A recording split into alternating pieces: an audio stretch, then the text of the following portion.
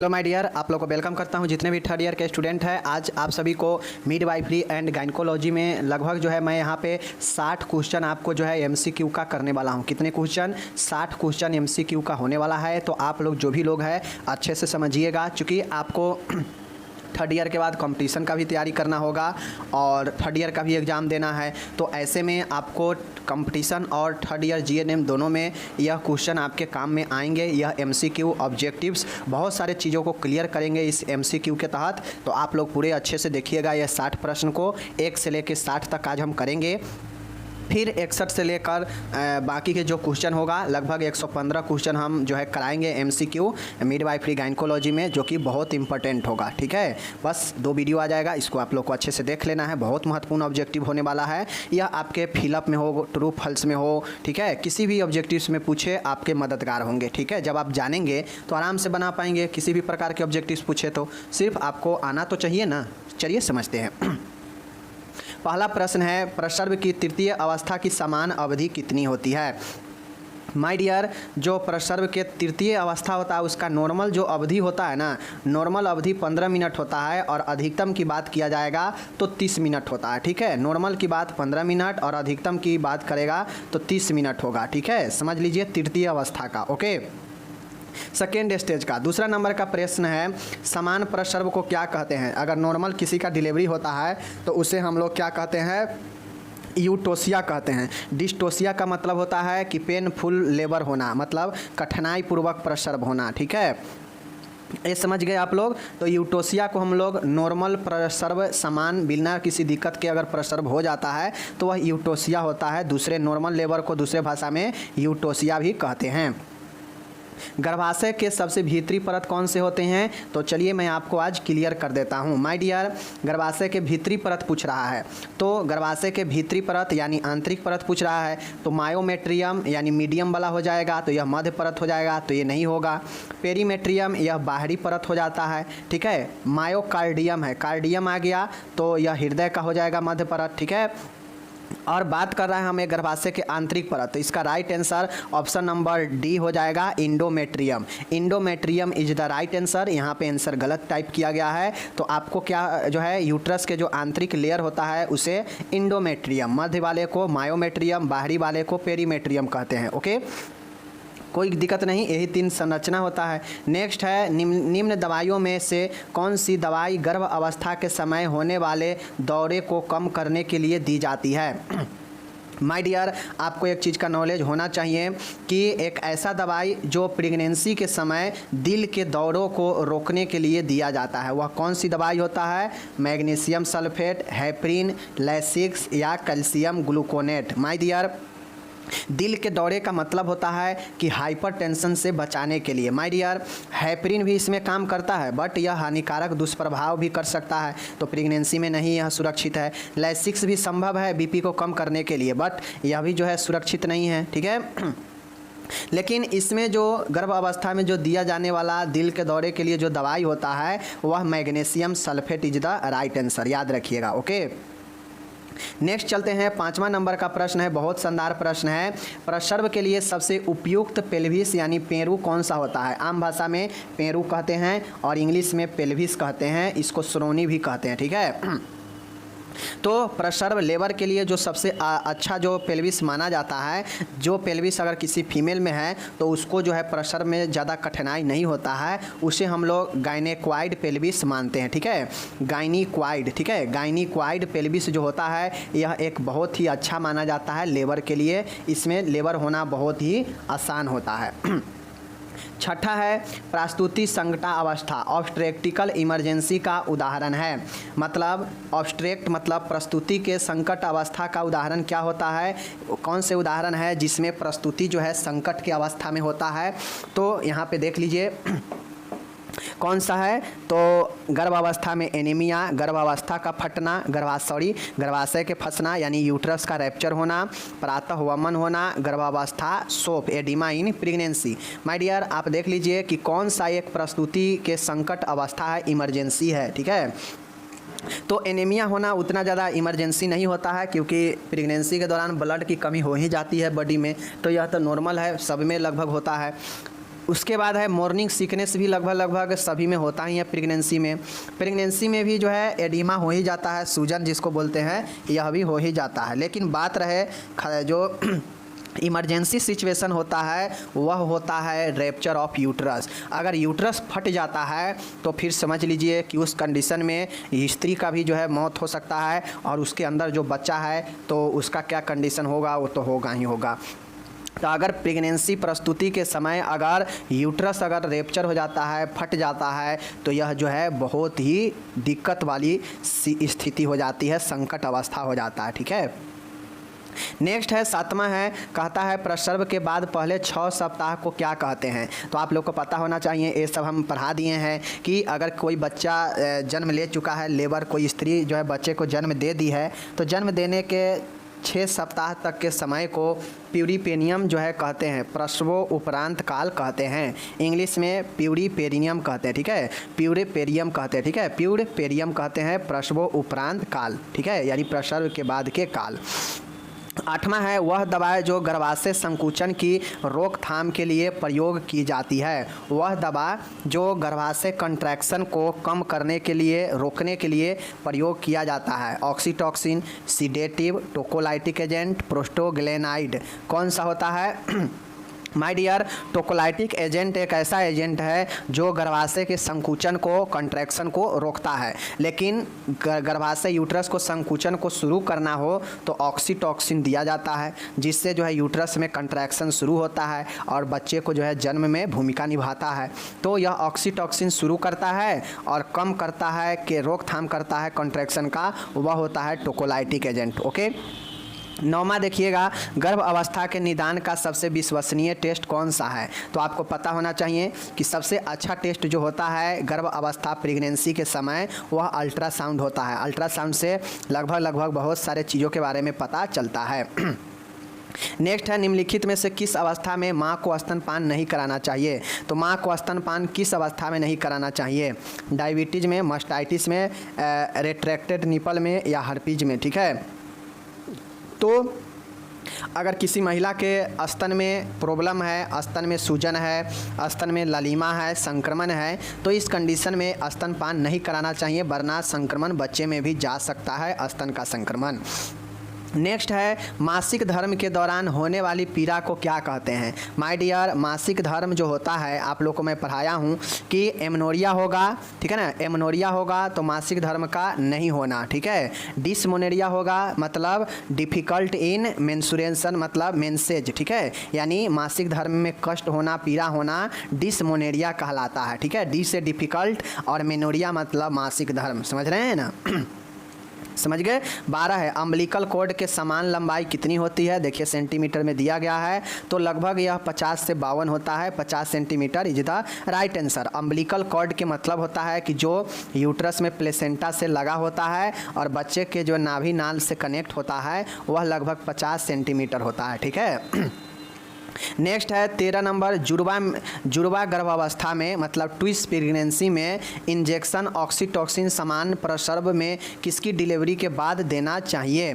My dear, जुड़वा गर्भावस्था हो, ट्विस्ट प्रेगनेंसी हो, तो ट्विन प्रेगनेंसी में ऑक्सीटॉक्सिन का जो इंजेक्शन है वह जो है दूसरे जुड़वा के बाद देना चाहिए। ठीक है, जो जुड़वा बच्चा है उसके जो जुड़वा बच्चा होता है उसके बाद जो है ये देना चाहिए।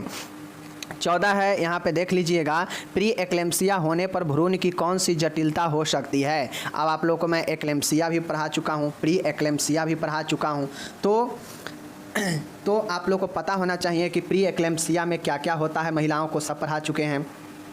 डायबिटीज़ होना, हाइपरटेंशन जिसको बोलते हैं, और सूजन होना, ये सब जो है प्री एक्लेम्सिया का लक्षण है, तो ये सब पढ़ा ही चुके हैं। तो इससे भ्रूण पर क्या जटिलता हो सकता है। तो माय डियर, देख लीजिए, हाइड्रोप्स, फिटलेसिस, एनीमिया, IUGR, बड़ा शिशु। तो मैं आपको IUGR पढ़ा ही दिया हूँ, और IUGR 1-2 दिन पहले ही पढ़ाए हैं। इंट्रायूटेरिन ग्रोथ रेस्ट्रिकेशन पढ़ाए हैं ना, जिसमें यूट्रस में बच्चे का वृद्धि अवरोध होता है, उसी को IUGR कहते हैं, और यह प्री एक्लेम्सिया के कारण भी होता है। जटिलता भी इसको बताए हैं आपको। 15 नंबर का प्रश्न है, एक समान प्रसर में अधिकतम रक्त हानि कितनी होती है। मतलब एक लेबर जब होता है, बच्चे जब जन्म लेता है तो उस समय एक महिला को कितना जो है ब्लीडिंग जो है निकलता है, कितना ब्लड का नुकसान होता है। तो लगभग नॉर्मल ब्लीडिंग में बात किया जाएगा तो 500 ml ब्लड तो नुकसान हो ही जाता है नॉर्मल लेबर में भी, ठीक है, याद रखिएगा, ये सब इम्पोर्टेंट है। 16 है, निम्नलिखित में से किस केस में कॉर्ड को देर से क्लैंप करना चाहिए। निम्नलिखित में से किस केस में कॉर्ड जो है, नाभि जो होता है उसको देरी से क्लैंप करना चाहिए। किस में? कम वजन में, परिपक्व में, समय से पहले में, RH असंगति में। तो माय डियर, जो पूर्ण तरीका से मैच्योर बेबी होता है उसमें देरी से कॉर्ड को क्लैंप करना चाहिए, ठीक है, परिपक्व में। नेक्स्ट है 17 नंबर, गर्भावस्था में योनि के म्यूकोसा का नीला रंग होना कौन सा चिन्ह बताता है। तो मैं आपको विभिन्न प्रकार के जो है विभिन्न प्रकार के चिन्ह के बारे में भी पढ़ा चुका हूँ, चाहे डेगर चिन्ह हो, जैक्वार चिन्ह हो, चैडविक चिन्ह हो, गुडाइल चिन्ह हो। तो आपको पता होना चाहिए कि योनि का जो म्यूकोसा होता है, म्यूकस जो होता है, झिल्ली जो है वह नीला होता है, तो उसे हम लोग चैडविक चिन्ह, चैडविक साइन कहते हैं। गर्भ अवस्था में स्त्री का वजन सामान्यतः कितना बढ़ता है। माय डियर, अगर पूरे प्रेगनेंसी के बात करेगा तो पूरे प्रेगनेंसी में जो महिला का समान वजन होता है वो समान वजन से लगभग 12 से 16 kg जो है बढ़ जाता है प्रेगनेंसी में, ठीक है, वजन बढ़ जाता है प्रेगनेंसी में, ठीक है ना। तो लगभग नॉर्मली 11 kg या 12 kg जो है बढ़ता है, एवरेज की बात किया जाए तो, ठीक है। चलिए 11 होगा आंसर। 19 है, मासिक धर्म की प्रसरण अवस्था किस हार्मोन के नियंत्रण में होती है। कहता है मासिक धर्म जो होता है वह प्रसरण अवस्था में वह किस हार्मोन के नियंत्रण में होता है। तो माय डियर, प्रसरण अवस्था जो होता है वह है जो एस्ट्रोजन हार्मोन के नियंत्रण में होता है, ठीक है, एस्ट्रोजन हार्मोन के नियंत्रण में प्रसरण अवस्था होता है। गर्भ अवस्था को बनाए रखने के लिए उत्तरदायी कौन सा हार्मोन है। प्रोजेस्टेरोन है, प्रोएस्टेरोन देख लीजिए, प्रोएस्टेरोन जो होता है यह आपके प्रेगनेंसी को बनाए रखने के लिए उत्तरदायी हार्मोन होता है, इम्पोर्टेंट है, याद रखिएगा ये सब। 21 है, सब ऑस्पिटो बिगमेटिक व्यास कितना होता है। माय डियर, सब ऑस्पिटो बिगमेंटी, ठीक है ना, बिगमेंट्री व्यास डायमीटर कितना होता है। तो 9.5 सेंटीमीटर होता है। इसको इंग्लिश में आप लोग सर्च कर लीजिएगा, सब ऑस्पिटो पिगमेंट जो व्यास होता है वह 9.5 सेंटीमीटर होता है, याद करिएगा, ओके। 22 है, निम्नलिखित में से कौन सा हार्मोन अपरा द्वारा स्रावित नहीं होता है। माय डियर, अपरा द्वारा जो है आपके एस्ट्रोजन और प्रोजेस्टेरोन और एस्ट्रोजन यह दोनों जो है स्रावित होता है अपरा के द्वारा, प्लेसेंटा के द्वारा बच्चे में, ठीक है, लेकिन यह टेस्टोस्टेरोन जो है यह नहीं स्रावित होता है, इसको याद रखना है, ठीक है। 23 नंबर का है, वह स्त्री जो एक बार गर्भवती हुई तथा एक जीवित शिशु को जन्म दिया है उसे कहते हैं। तो कोई महिला अगर फर्स्ट बार के प्रेगनेंसी है तो उसे हम लोग जो है क्या बोलते हैं, उसे हम लोग प्राइम परा बोलते हैं। क्या बोलते हैं? प्राइमी परा बोलते हैं, प्राइमी परा बोलते हैं। जो स्त्री एक बार गर्भवती हुई और एक जीवित बच्चा का जन्म देती है तो उसे प्राइम परा बोलते हैं, ठीक है, याद रखिएगा, प्राइम परा जो एक बार गर्भवती हुई और एक जीवित बच्चे का जन्म देती है, ठीक है।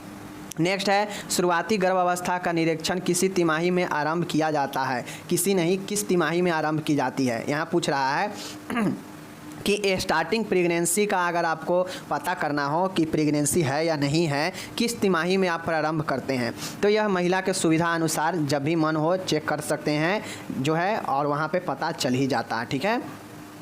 नेक्स्ट है 25 नंबर, देख लीजिएगा, बहुत शानदार प्रश्न है। गर्भाशय को रक्त आपूर्ति करने वाला 2 आर्टरी कौन सा है। माय डियर, एक होता है यूटेराइन आर्टरी, ठीक है ना, यूटेराइन मतलब मूत्र वाहिका जो होता है वो आर्टरी होता है, और एक होता है ओवेरियन यानी डिंबवाहीन धमनी, ठीक है। तो यह ओवेरियन आर्टरी और यह यूटेराइन आर्टरी 2 आर्टरी है जो रक्त आपूर्ति यूट्रस को करता है, याद रखिएगा, ठीक है।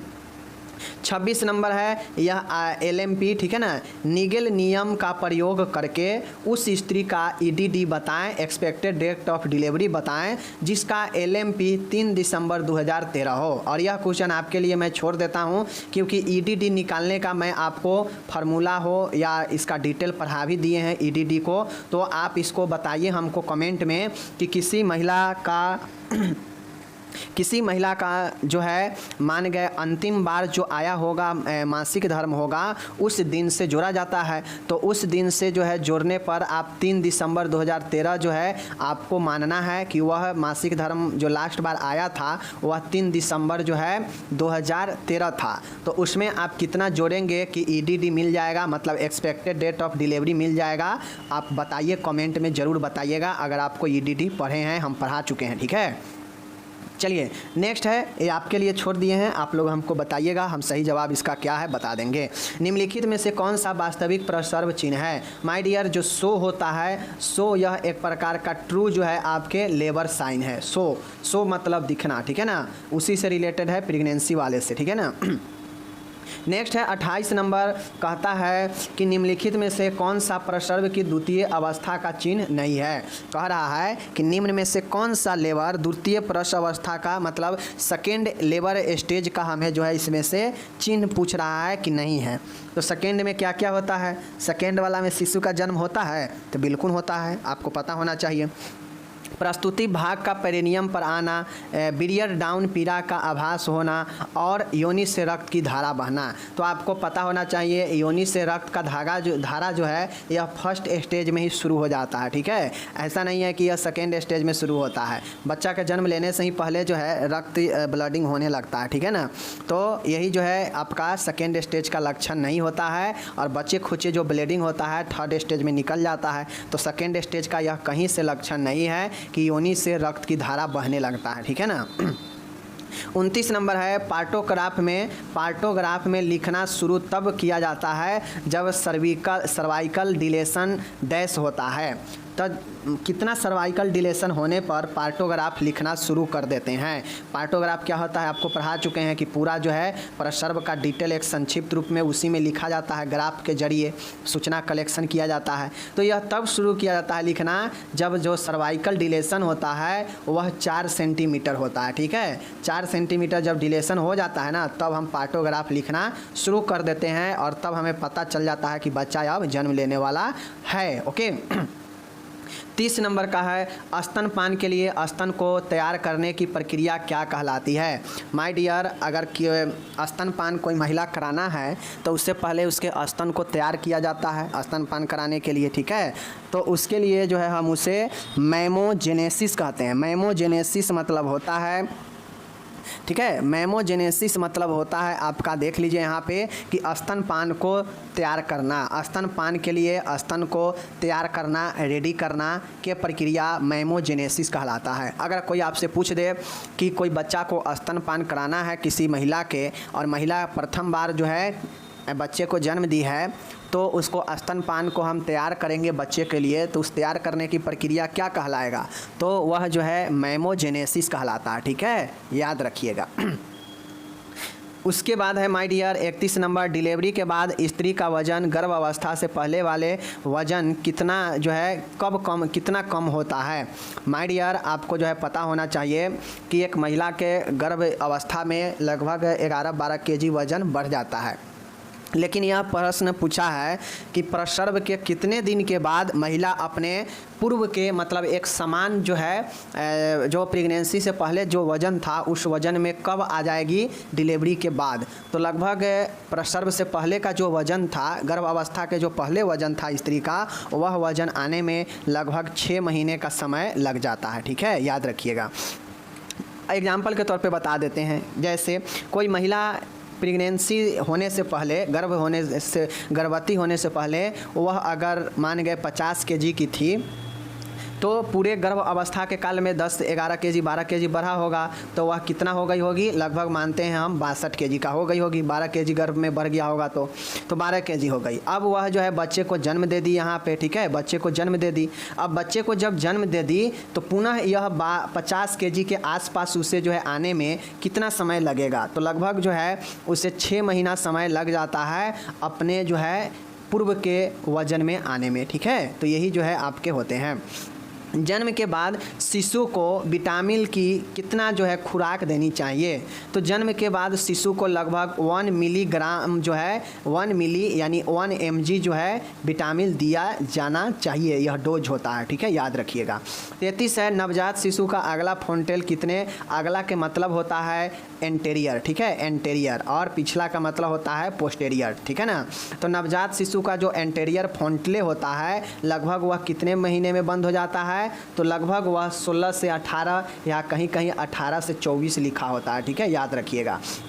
तो ऑप्शन के हिसाब से हम देंगे तो यहाँ ऑप्शन जो है हमारा 16 से 18 है, तो हम 16 से 18 ही देंगे। अगर ऑप्शन रहता 18 से 24 तो हम ऑप्शन 18 से 24 मारते हैं, ठीक है, क्योंकि यह भी हो सकता है और यह भी हो सकता है, ठीक है, लेकिन माना कितना जाता है 18 से 24, और यही 18 से 24 16 से 18 उसी में आ जाएगा। ओके, 34 नंबर है सार्वभौमिक टीकाकरण अभियान के अंतर्गत, यहाँ पे डीपीटी होगा, डीआईटी नहीं होगा, डीपीटी। डीपीटी जो होता है, डीपीटी का पहला खुराक जो बच्चे को देना चाहिए वह जो है लगभग 1.5 महीने पर मिलता है। कितने महीने पर? 1.5 महीने 6 सप्ताह के बाद। आप लोग को इम्यूनाइजेशन शेड्यूल पढ़े हैं सेकेंड ईयर में या थर्ड ईयर में भी आप पढ़िएगा, पता होना चाहिए कि डीपीटी का पहला वैक्सीन 6 सप्ताह पर लगभग 1.5 महीने पर लगाया जाता है। तो 1 से 1.5 महीने इसका राइट आंसर होगा। डीपीटी का जो टीकाकरण है वह लगता है बच्चे को खुराक देना चाहिए, ठीक है। उसके बाद है 35 नंबर है, कहता है निम्नलिखित में से कौन सी संरचना भ्रूण रक्त संरचना की अस्थायी संरचना है? तो आपको पता होना चाहिए कि जब बच्चा गर्भ में होता है तो वह भ्रूण रहता है, ठीक है, तो वह भ्रूण जो होता है तो उसको ब्लड जो आपूर्ति होता है वह किसके द्वारा होता है? अम्बिलिकल वेन के द्वारा। फोरामेन ओवली जो है अम्बिलिकल आर्टरी है, यह सब रक्त वाला सिस्टम है, ठीक है। तो ये आपको याद रखना चाहिए कि यह हृदय वाला है, यह वेन वाला, अम्बिलिकल वाला है, यह अम्बिलिकल आर्टरी है, और तीनों से ब्लड का जो है सर्कुलेटर होता है, और यह उपरोक्त सभी जो है भ्रूण के अस्थायी जो है रक्त की एक संरचना होती है, ठीक है, याद रखिएगा। ये आपको फोरामेन ओवली जो है, जब आप शिशु के ब्लड सर्कुलेशन भ्रूण के बताइएगा ना तो यहाँ पे फोरामेन ओवली आता है, ठीक है। नेक्स्ट है 36 नंबर, ब्रीच प्रस्तुति का डोमिनेटर होता है। ब्रीच प्रस्तुति का मतलब क्या होता है माय डियर? ब्रीच प्रस्तुति का मतलब होता है कि नॉर्मल जो बच्चा का प्रस्तुति होता है ना, वह जन्म लेने में बच्चा का सिर जो है नीचे की तरफ होता है, और जब योनि से बाहर निकलता है तो बच्चा का सिर जो है नॉर्मल प्रसव में आगे होता है नीचे की तरफ। लेकिन ब्रीच प्रस्तुति का मतलब है ब्रीच प्रस्तुति में जो होता है यह जो है क्या होता है? उल्टा हो जाता है। ब्रीच प्रस्तुति का मतलब होता है कि उल्टा प्रस्तुति, जो सिर नीचे की तरफ होना चाहिए वह सिर ऊपर की तरफ हो जाता है और निचला भाग नीचे की तरफ होता है, ठीक है। तो यही जो है ब्रीच प्रस्तुति होता है, याद रखिएगा। ब्रीच प्रस्तुति जो है, ब्रीच प्रस्तुति में जो डोमिनेटर होता है वह सैक्रम वाला भाग जो होता है ना, जो हमारे पीठ के सबसे निचला जो हड्डी होता है वही सैक्रम होता है। रीढ़ के हड्डी का जो सबसे निचला होता है, जो हमारे बटक के ऊपर जो आता है वह सैक्रम होता है, और ब्रीच प्रस्तुति में डोमिनेटर मतलब नीचे का भाग सैक्रम ही होता है, जो सबसे पहले आगे निकलता है बच्चे में, ठीक है। 37 है भ्रामक प्रसव पीड़ा का लक्षण कौन सा नहीं है? इनमें से कौन सा जो है खतरनाक प्रसव पीड़ा का लक्षण नहीं है? तो सर्वसाधारण पर प्रसव न पड़ा, नो इफेक्ट ऑन सर्वाइकल जो है dilation, no effect on cervical dilation. हल्की पीड़ा जी की निचले उदरीय भाग में होती है, ठीक है ना। उसके dull pain confined to lower abdominal, निरंतर एवं संबंधित गर्भपाई तनाव, एनीमा देने पर पीड़ा कम न होना। तो एनीमा देने पर भी अगर पीड़ा कम नहीं होता है तो समझ लीजिए कि भ्रामक जो है प्रसव पीड़ा का एक लक्षण जो है आपके इसमें से एनीमा देने पर पीड़ा कम न होना, यह जो है कोई लक्षण नहीं होता है, ठीक है। एनीमा देने पर कोई पीड़ा कम नहीं होता है। एनीमा क्या है? एनीमा आंतों को जो है मल को सॉफ्ट करता है, आंतों को सफाई के लिए, ब्लेडर को धोने के लिए एनीमा जो है दिया जाता है। तो एनीमा कोई जो है पीड़ा कम करने का एक तरीका नहीं है, ठीक है। 38 है, स्तनपान कराने वाली माँ को प्रतिदिन कितनी कैलोरी की आवश्यकता होती है। तो आपको पता होना चाहिए एक महिला को, जो नॉर्मल महिला है उससे 400 से 500 अधिक कैलोरी की आवश्यकता जो है प्रतिदिन स्तनपान कराने वाले महिलाओं की होनी चाहिए। अगर एक महिला को दैनिक अगर मान गए 1600 से लेकर 1800 किलो कैलोरी की आवश्यकता हो रही है, तो इसमें आप 500 या 400 ऐड कर दीजिए, वही स्तनपान कराने वाली महिलाओं की दैनिक कैलोरी हो जाती है आवश्यकता। तो देख लीजिए एवरेज माना जाता है 2500 से लेकर 3000 के बीच जो है स्तनपान कराने वाली महिलाओं की किलो कैलोरी की आवश्यकता होती है, और लगभग 2000 जो है माना जाता है एक नॉर्मल महिलाओं के लिए, इतना जो है किलो कैलोरी होनी चाहिए प्रतिदिन, और इसमें 500 ऐड कर दीजिए, लगभग 2500 जो है आपके किलो कैलोरी माना जाता है। 2500 से 3000 होता है माना जाता है, तो 2500 से 3000 के बीच में इसमें कौन सा है, 2600 है, तो 2600 राइट आंसर। ओके, अब फिर से देख लीजिए अगले फोंटले का आकार कैसा होता है, यानी पोस्टेरियर फोंटले जो होता है, पोस्टेरियर फोंटले का जो शेप होता है वह डायमंड के आकार का होता है। ठीक है, अगर आपसे ऑब्जेक्टिव में पूछ देगा कंपटीशन में कि जो है एंटेरियर फोंटले का जो है आकार बताइए कैसा होता है, तो वह डायमंड शेप में होता है। ठीक है, याद रखिएगा एंटेरियर अगले का। 40 है, वास्तविक प्रसर्व की एक विशेषता है। वास्तविक प्रसर्व की एक क्या विशेषता है, चलने से पीड़ा में आराम मिलता है। क्या वास्तविक प्रसव का यह लक्षण है। पीड़ा को अवधि एवं एक समान रहती है। पीड़ा कमर के शोर्थ होती है जो उदर एवं जंघों तक फैली जाती है। ठीक है, साबुन पानी का सीमा समाप्त हो जाते। ठीक है, साबुन पानी का सीमा, थोड़ा सा हमको ये अटपटा लग रहा है, इसका टाइपिंग गलत लग रहा है। ठीक है, पौरा कमर के पीड़ा, यहाँ पे पीड़ा होगा। ठीक है, पौरा नहीं होगा। देखिए इतना जो है टाइपिंग में गड़बड़ होता है कि मेरा भी जो है दिमाग सनक जाता है। पीड़ा जो है कमर के नीचे होती है जो उदर एवं जांघों तक फैल जाती है। अब यहाँ पे देख लीजिए सबसे जो सही है वही चीज़ समझिए। वास्तविक प्रसर्व की एक विशेषता क्या है, तो ट्रू प्रसर्व की एक विशेषता यही है कि जो पीड़ा होता है, जो पेन होता है, वह कमर के नीचे होता है और जो पेट से लेकर जांघों तक फैला रहता है। तो यही आपका जो है ट्रू वास्तविक प्रसर्व का एक विशेषता है, याद रखिएगा। 41 है, गर्भ अवस्था के निदान का वह चिन्ह जो पूरी गर्भ अवस्था में बना रहता है। देखिए गर्भ अवस्था के निदान यानी डायग्नोसिस का वह चिन्ह जो पूरी गर्भ अवस्था में बना रहता है। तो संपूर्ण प्रेगनेंसी के पीरियड में वैसा डायग्नोसिस जो चिन्ह के रूप में बना रहता है वह कौन होता है, क्विकनिंग, जीवन का आभास, मतलब बच्चे का हलचल होना को क्विकनिंग कहते हैं। पीड़ा रहित गर्भाशय संकुचन, ठीक है, मिचली एवं वमन, और उसके बाद है मासिक धर्म न होना। तो आप लोगों को पता होना चाहिए कि गर्भ अवस्था के निदान का वह चिन्ह जो पूरी गर्भ अवस्था में बना रहता है। तो आप लोग को पता होना चाहिए कि नॉर्मली अगर किसी को मासिक धर्म आना बंद हो जाता है किसी महिला को, तो समझती है कि वह प्रेगनेंसी में आ चुकी है, गर्भ में आ चुकी है। ठीक है, नॉर्मली यह माना जाता है, और यह उसके निदान का ही चिन्ह होता है कि अगर कोई महिला प्रेगनेंसी जो है बंद हो गया है तो महिला डॉक्टर के पास जाती है, बताती है कि कब से उसका जो है मेंसेज बंद है, मासिक धर्म, तो वह डॉक्टर उसी हिसाब से निदान उसका डायग्नोस्टिक करती है। तो पूरे गर्भ अवस्था का सबसे महत्वपूर्ण जो डायग्नोसिस होता है, जो एक प्रकार का चिन्ह भी होता है, वह होता है मासिक धर्म का बंद होना। ठीक है, तो ये चीज़ें होता है। ठीक है, समझ गए। चलिए नेक्स्ट है 42 नंबर है। आज लग रहा है 50 ही क्वेश्चन हम लोग कर पाएंगे क्योंकि थोड़ा सा समय लग रहा है, क्योंकि समझाना भी इम्पोर्टेंट है। 42 है, गर्भ अवस्था में HCG एवं HPL हार्मोन का स्रोत जो है होता है। HCG और HPL हार्मोन का स्रोत कौन सा होता है, भ्रूण, अपरा, माँ, मिला जुला स्रोत कौन सा होता है, तो अपरा, प्लेसेंटा जो है HCG और HPL दोनों का स्रोत होता है। ठीक है, तो गर्भ अवस्था में प्रेगनेंसी में अपरा, प्लेसेंटा जो है आपके HCG और HPL हार्मोन का स्रोत होता है, सोर्स माना जाता है अपरा को। HCG और HPL हार्मोन का स्रोत अपरा को ही माना जाता है गर्भ अवस्था में। ठीक है, 43 नंबर है, देख लीजिएगा यहाँ पे आप लोग, मैं बता देता हूँ यहाँ पे माय डियर।